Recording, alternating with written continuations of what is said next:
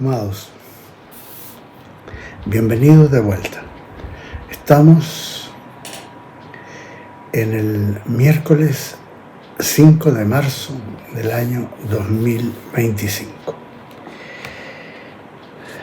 Muchos de ustedes, en compañía de muchos eruditos bíblicos,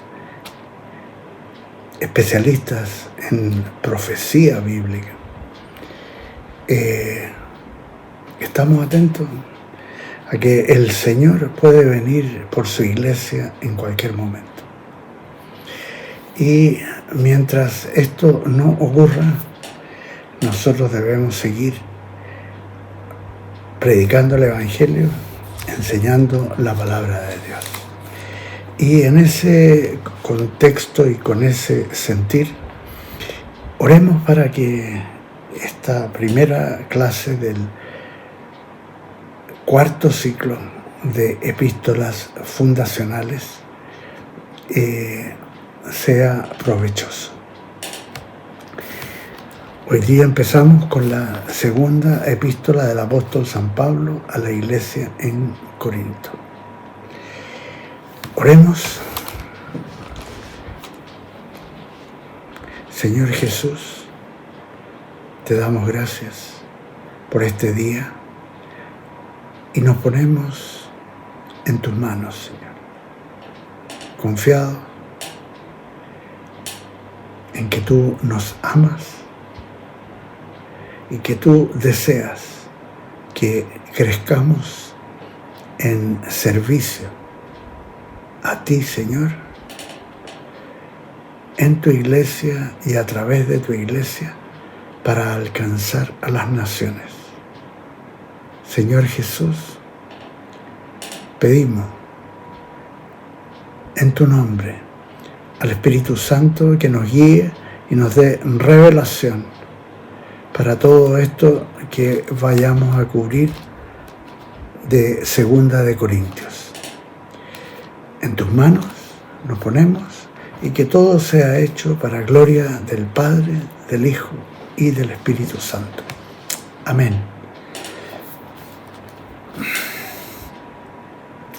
Hoy día comenzamos con la introducción de Segunda de Corintios y leemos los versículos 1, 2 y 3. Pablo, apóstol de Jesucristo, por la voluntad de Dios, y el hermano Timoteo, a la iglesia de Dios que está en Corinto, con todos los santos que están en toda Acaya, gracia y paz a vosotros de Dios nuestro Padre y del Señor Jesucristo. Bendito sea el Dios y Padre de nuestro Señor Jesucristo, Padre de misericordias y Dios de toda consolación. Esta carta del apóstol Pablo fue escrita probablemente entre los años 54 y 57, en alguna ciudad de Macedonia, esto es, al norte de Grecia, quizás en la ciudad de Filipos, donde Pablo fundó la primera iglesia cristiana en Europa, en Filipos. En el tiempo que medió entre las dos epístolas dirigidas a los corintios, las relaciones del apóstol con esta iglesia experimentaron algunos cambios importantes. El riesgo de ruptura de la comunión, que fue causa inmediata del envío de la primera epístola a los corintios, no se menciona en la segunda. Es posible que los consejos y las amonestaciones del apóstol Pablo tuvieron el efecto deseado y quedara así superada la amenaza de división de la iglesia. Fueron pues otros problemas que dieron origen a la segunda epístola a los Corintios. De ello se sabe que revistieron cierta gravedad y que afectaron profundamente al apóstol, aunque de las circunstancias específicas en que se produjo esto y del curso de los acontecimientos, solo han quedado unos pocos datos aislados. Lo que sí consta es que Pablo había resuelto pasar una larga temporada en la ciudad de Éfeso y que en efecto, por espacio de 3 años, residió en esa ciudad, como menciona el libro de Hechos, capítulo 20, versículo 31. En ese lugar, donde había fundado una iglesia el apóstol Pablo, en la capital de la provincia de Asia, de la provincia romana, del Imperio Romano, donde, a pesar de la oposición de muchos, se había abierto una puerta grande y eficaz, como se nos muestra en 1 Corintios 16, 9, y que probablemente tenía relación con la plantación de iglesias en la provincia de Asia, en otros lugares que aparecen descritos en el libro de Apocalipsis, capítulos 2 y 3, escrito por el apóstol Juan. Es probable que desde Éfeso, poco después de haber escrito 1 Corintios, el apóstol viajara por segunda vez a la ciudad, porque aparece en 2 Corintios capítulo 12, versículo 14 y versículo 13:1, que dice: por tercera vez estoy preparado para ir a vosotros. O sea, esa segunda visita intermedia entre las dos epístolas, 1 y 2 de Corintios, consistió en un viaje rápido de ida y vuelta desde Éfeso, y que decepcionó y llenó de amargura al apóstol Pablo por lo que vio, porque pudo constatar que las cosas no iban bien con la iglesia de Corinto, pues incluso había personas que habían pasado por ahí intentando desprestigiar el ministerio del apóstol Pablo, poner en tela de juicio su autoridad apostólica y la de sus colaboradores cercanos, como Tito, Timoteo, Silas. Después de este corto viaje entre las dos epístolas, al regresar a Éfeso, volvió a escribir a los Corintios y lo hizo con el ánimo todavía dolorido, como el mismo Pablo habría de comentar, y esto aparece en el capítulo 2, versículo 4 de Segunda de Corintios, que dice lo siguiente: por la mucha tribulación y angustia del corazón os escribí con muchas lágrimas.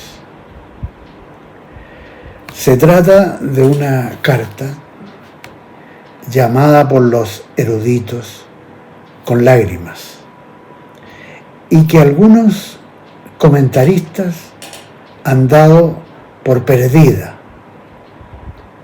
como lo fue la epístola suya a la iglesia en la Odisea. Aunque otros eruditos creen descubrirla en la sección que va del capítulo 10 de Segunda de Corintios, desde el versículo 1 hasta el capítulo 13, versículo 1. Si esto fuera así, entonces Segunda de Corintios podría ser el resultado de una muy antigua refundición de por lo menos 2 cartas del apóstol, 2 textos paulinos, como se denominan. Y la persona encargada de llevar esa carta con lágrimas a Corinto fue precisamente su discípulo Tito, compañero y colaborador de Pablo, quien fue muy activo en la región de Macedonia y en lo que hoy día es Croacia. Como leemos en 2 de Corintios 8, 23 y 12, 18. 2 de Corintios 8, 23 y 12, 18. Pues en esa ocasión Pablo decidió quedarse en Éfeso. Decisión que pronto se vio frustrada por tener que abandonar esa ciudad súbitamente, como aparece descrito en Hechos capítulo 20, versículo 1.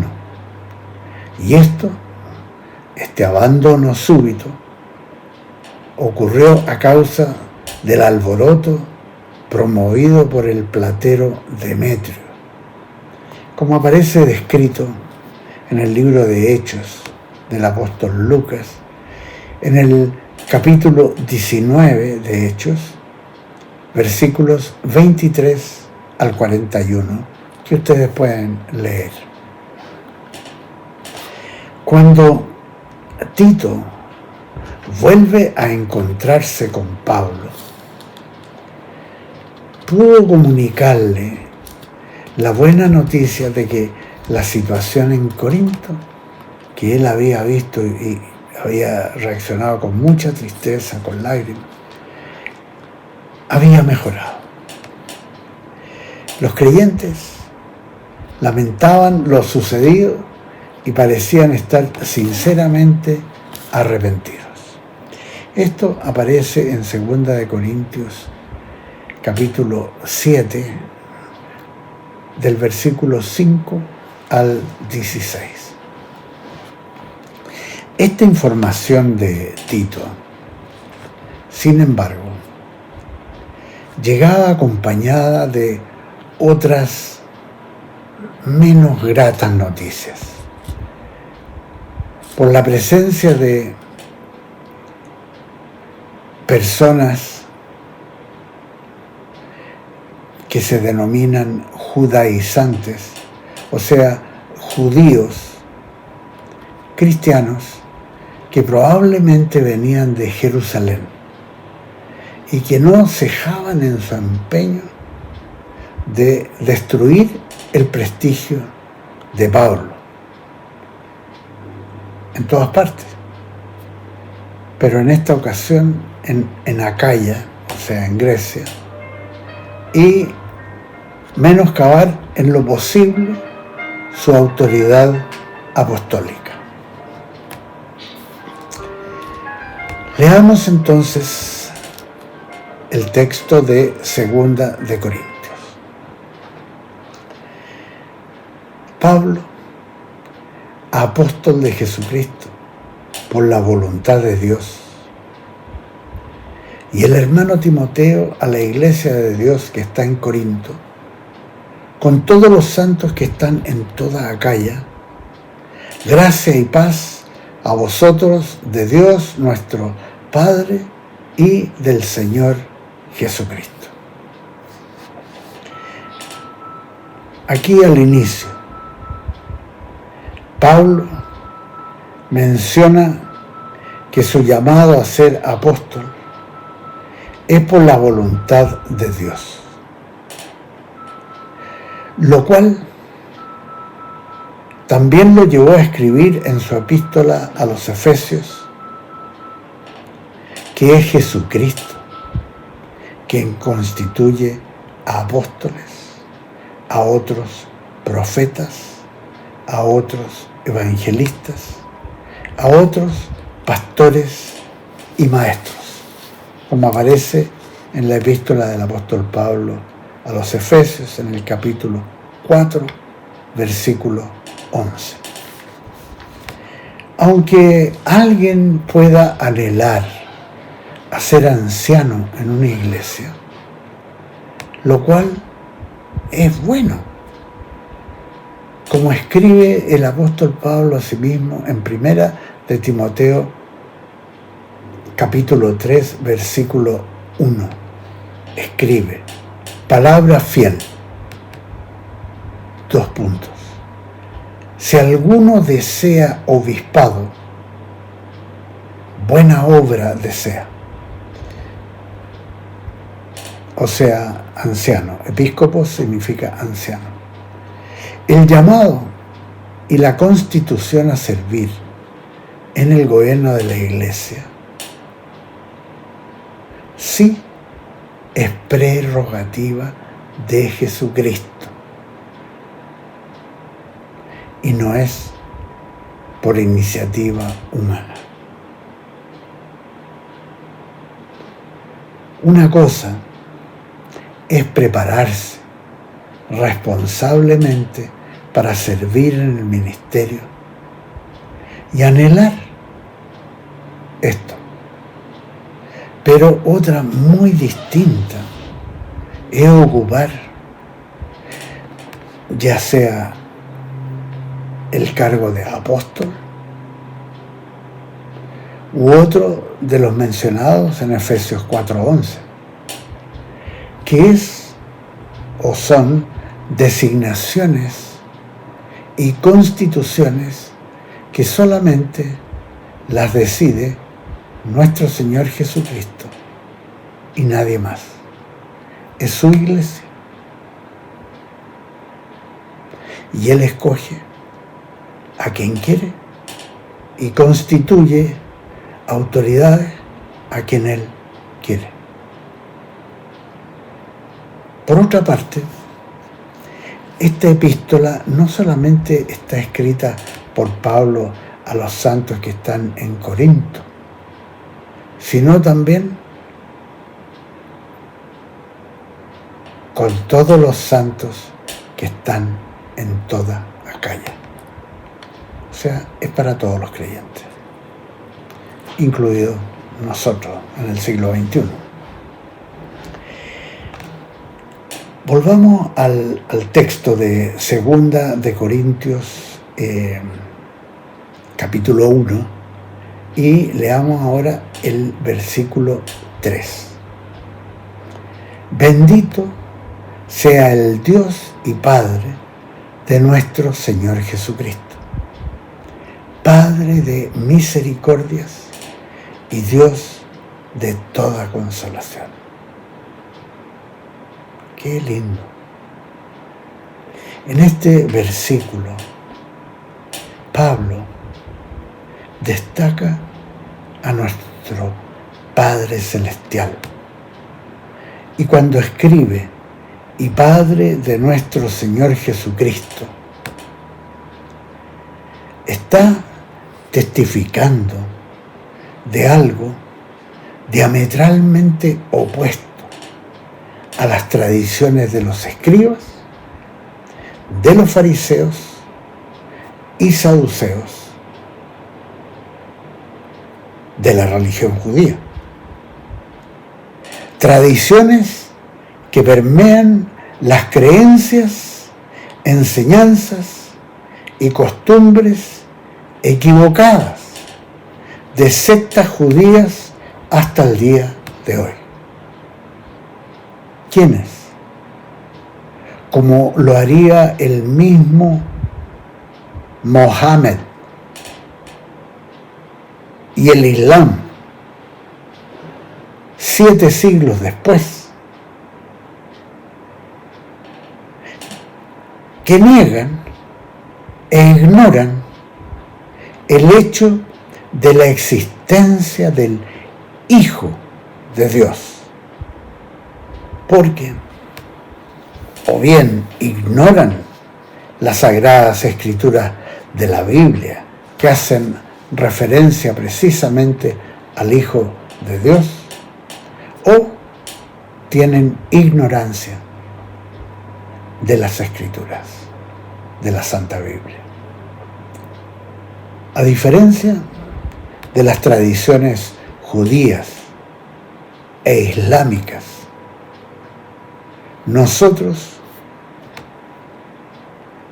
conforme a la doctrina de los profetas y apóstoles, sí creemos y damos testimonio de Jesucristo como el unigénito Hijo del Padre. Así, aprovechemos de leer algunas de las escrituras del Antiguo Testamento,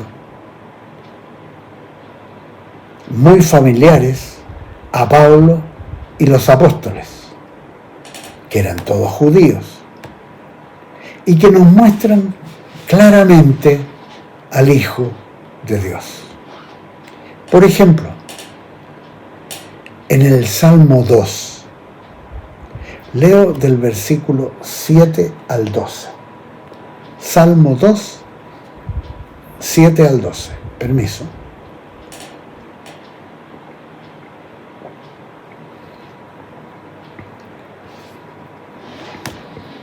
Dice: yo publicaré el decreto. Jehová me ha dicho: mi hijo eres tú, yo te engendré hoy. Pídeme y te daré por herencia las naciones y como posesión tuya los confines de la tierra. Los quebrantarás con vara de hierro, como vasija de alfarero los desmenuzarás. Ahora pues, reyes, sed prudentes, admitid amonestación, jueces de la tierra. Servid a Jehová con temor y alegraos con temblor. Honrad al Hijo, para que no se enoje y perezcáis en el camino, pues se inflama de pronto su ira. Bienaventurados todos los que en Él confían. Tremendo, tremendo, bien claro, el Hijo de Dios. Salmo 2. En Isaías 53, leamos Isaías 53. Este capítulo, escrito 700 años antes de Cristo, es de una revelación que Dios le da al profeta absolutamente preciosa, con respecto a la vida y el ministerio que tendría Jesús de Nazaret. Y dice lo siguiente: ¿quién ha creído a nuestro anuncio? ¿Y sobre quién se ha manifestado el brazo de Jehová? Subirá cual renuevo delante de él, como raíz de tierra seca. No hay hermosura en él, ni esplendor. Lo veremos, mas sin atractivo alguno, para que lo apreciemos. Despreciado y desechado entre los hombres, varón de dolores, experimentado en quebranto, y como que escondimos de él el rostro. Fue menospreciado y no lo estimamos. Ciertamente llevó él nuestras enfermedades y sufrió nuestros dolores. Pero nosotros le tuvimos por azotado, como herido y afligido por Dios. Mas él fue herido por nuestras rebeliones, molido por nuestros pecados. Por darnos la paz, cayó sobre él el castigo, y por sus llagas fuimos nosotros curados. Todos nosotros nos descarriamos como ovejas, cada cual se apartó por su camino, mas Jehová cargó en él el pecado de todos nosotros. Angustiado él y afligido, no abrió su boca. Como un cordero fue llevado al matadero, como una oveja delante de sus trasquiladores. Enmudeció, no abrió su boca. Por medio de violencia y de juicio fue quitado. Y su generación, ¿quién la contará? Porque fue arrancado de la tierra de los vivientes, y por la rebelión de mi pueblo fue herido. Se dispuso con los impíos su sepultura, mas con los ricos fue en su muerte. Aunque nunca hizo maldad, ni hubo engaño en su boca, Jehová quiso quebrantarlo, sujetándole a padecimiento. Cuando haya puesto su vida en expiación por el pecado, claro, Isaías está escribiendo 700 años antes de Cristo, verá descendencia, vivirá por largos días, y la voluntad de Jehová será en su mano prosperada. Verá el fruto de la aflicción de su alma y quedará satisfecho. Por su conocimiento justificará mi siervo a muchos, y llevará sobre sí las iniquidades de ellos. Por tanto, yo le daré parte con los grandes, y con los poderosos repartirá el botín, por cuanto derramó su vida hasta la muerte, y fue contado con los pecadores, habiendo él llevado el pecado de muchos y orado por los transgresores. Tremendo, tremendo, tremendo pasaje de la Escritura. Subirá cual renuevo delante de él, como raíz de tierra seca. Ya en eso, en el hebreo original, concuerda con Isaías 11:1, renuevo, en el hebreo netzer, que a su vez nos refiere a la raíz de la ciudad de Nazaret, la pequeña ciudadela en la cual crecería el Hijo de Dios y que sería llamado Nazareno. Fíjense, es una real desgracia que en muchas sinagogas judías los rabinos evitan leer este capítulo 53 de Isaías para no asociarlo a Jesús. Tremendo.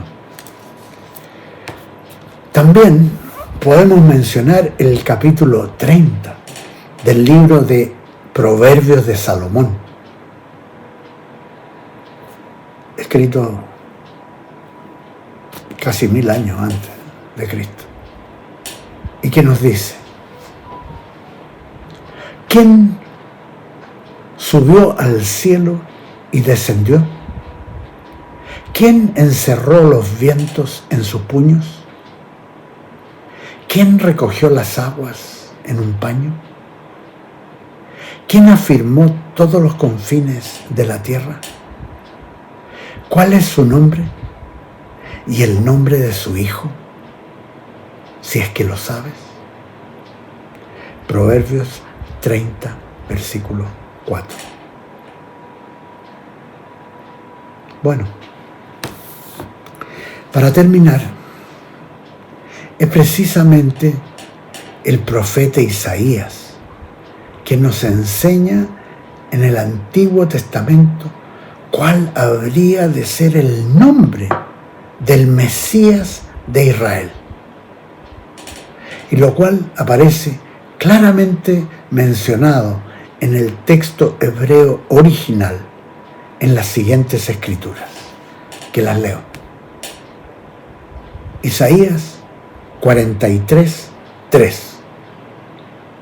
Porque yo, Jehová, Dios tuyo, el Santo de Israel, soy tu Yeshua. Eso dice en el original. Soy tu Jesús, que fue traducido al español, soy tu Salvador. Pero Salvador y Yeshua es la palabra hebrea que significa Salvador. O sea, ahí aparece el nombre del Mesías. En Isaías 62, 11, escribe el profeta: decid a la hija de Sión que ya viene su Yeshua, su Salvador, su Jesús.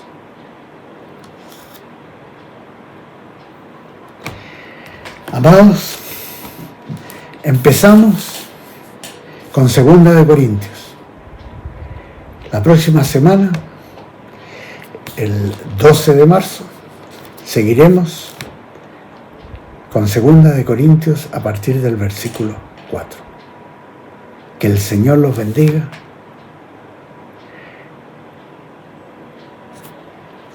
Y